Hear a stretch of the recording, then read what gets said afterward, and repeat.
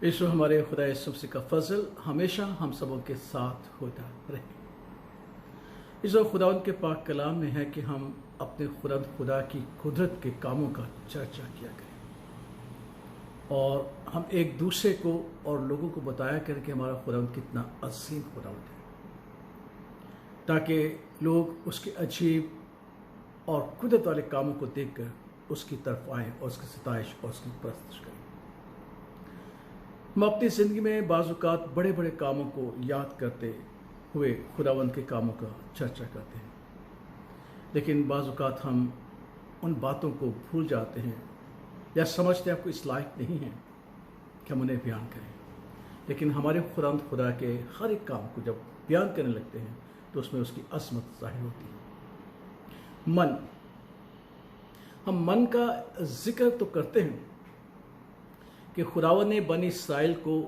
मन खाने के लिए दिया और तकरीबन 40 साल वो मन खाते रहे जब तक बनी इस्राएल की पूरी जमात जो थी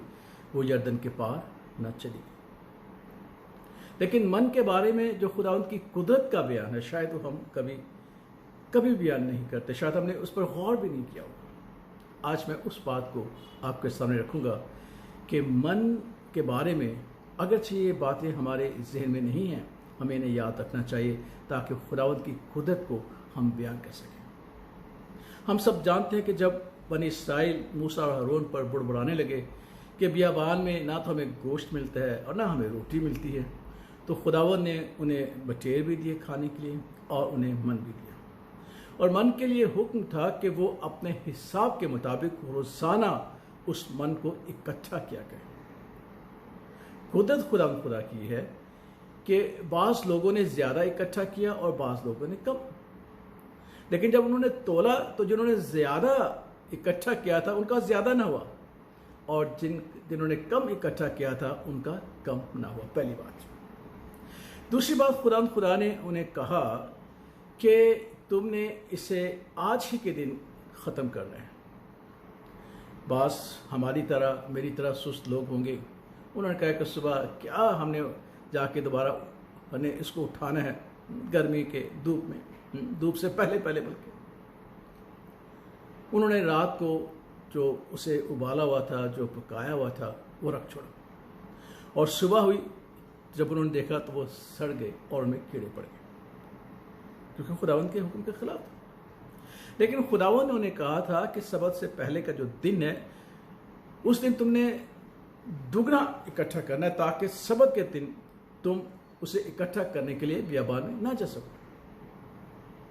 और तुमने सबत से पहले के दिन उसे पका लेना है ताकि आपको सबत के दिन भी ना पकाना पड़े। खुदावंद की कुदरत देखे कि जब उन्होंने सबत के लिए पकाया और उस मन को दूसरे दिन खाने के लिए उस मन को देखा तो ना वो सड़ा और ना वो गला और ना उसमें कीड़े पड़े। इसलिए ये हैरानकुन बात नहीं है कि जब हम खुदावंद के हुक्म के मुताबिक नहीं बल्कि अपनी मर्जी के मुताबिक चीज़ों को करने की कोशिश करते हैं जो खुदावंद ने हमें कहा होता है उसके बरखिलाफ, तो खुदावंद अपने कहने के मुताबिक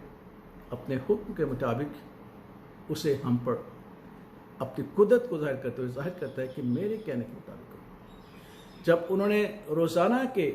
एतबार से मन को रात भर छोड़ा तो हम देखते हैं कि सुबह उसमें कीड़े भी पड़ गए और वो सड़ भी गया। लेकिन जब खुदावंद के कहने के मुताबिक उसी मन को पकाया और रात भर छोड़ा और सुबह जब देखा तो फ्रेश का फ्रेश था। यह है खुदावंद की कुदरत। बाज़ औक़ात हम इन छोटी बातों को भूल जाते हैं, खुदावंद जो हमारी ज़िंदगी में करता है। इस तरीके से हम जो छोटी छोटी बातें हमारी ज़िंदगी में होती हैं हम उन्हें भूल जाते हैं, लेकिन खुदावंद की कुदरत जो उसके हर एक काम में, हर एक पहलू में, हर एक कलाम में पाई जाती है। इसलिए खुदावंद के कलाम का चर्चा क्या करें, खुदावंद के कलाम की बातों का चर्चा क्या करें और उसके अच्छे कामों का चर्चा किए, आपस में भी, अपने बच्चों में भी और दूसरे लोगों में भी, क्योंकि हम जानते हैं कि आजकल हमारे जो बच्चे हैं वो शायद इन बातों को भूल चुके हैं। और यही वो कुदरत की बात है और यही खुदावंद की शहादत की बात है, क्योंकि आज भी बनी इस्राएल हम सबों के लिए एक मिसाल, एक नमूना है कि खुदा कादिर मुतलक खुदा है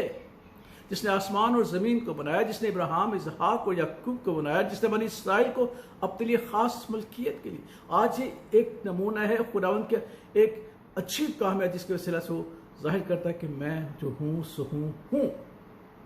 हमें किसी और शहादत की शायद की जरूरत ना पड़े अगर हम बनी इसराइल के वजूद को तस्लीम करते हुए बनी इसराइल की तारीख को देखें और इन छोटे छोटे कामों को बयान करें कि खुदावंद किस कदर कादर मुतलक है अपने कामों में। इसलिए खुदावंद के कामों का चर्चा क्या करें, खुदावंद के कामों का बयान क्या करके खुदावंद ने कहा है, और हमारे खुदा यीशु से भी कहा कि जा के अपने लोगों को बता कि खुदावंद ने तेरे लिए कितने बड़े बड़े काम किए। खुदावंद इस बात को हमें और समझने की तौफीक दे और बाइबल मुकद्दस की इन बातों को जिन्हें शायद हम अपने सामने याद नहीं रखते उन्हें याद रखा करें, ताकि हम छोटी बातों के वसीला से और बड़ी बातों के वसीला से खुदावंद के नाम को इज्जत और जलाल और उसके काम का चर्चा कर सके। खुदा बाप, खुदा बेटे और खुदा रूह उसके नाम में आमीन।